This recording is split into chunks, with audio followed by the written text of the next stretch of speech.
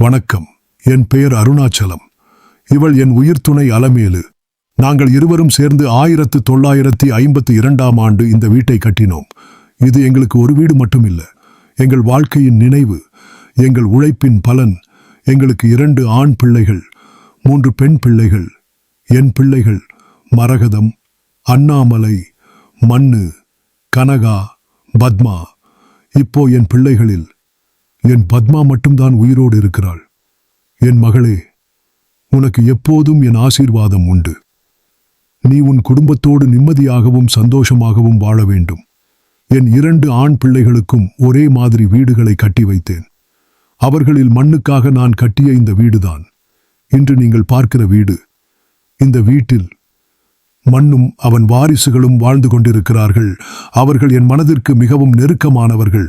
நானும் என் மனைவியும் எங்கள் கடைசி காலத்தில் அவர்களோடு இருந்தோம்.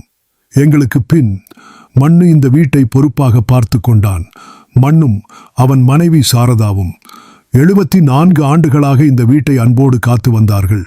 அவர்களுக்கு பின் என் பேரன்களும் பேத்திகளும் இந்த வீட்டை பார்த்து கொண்டிருக்கிறார்கள். என் முதல் பேரன் ஆனந்தன். அவனை நான் செல்லமாக வையாபுரி என்று அழைப்பேன். என் பேரன் காசி என் செல்ல பேரு. பீமா என்று நான் அழைப்பேன். என் பேத்தி தங்கப்பிள்ளை சாந்தா. என் பேரன் பழனி, அவன் எனக்கு அர்ஜுனா.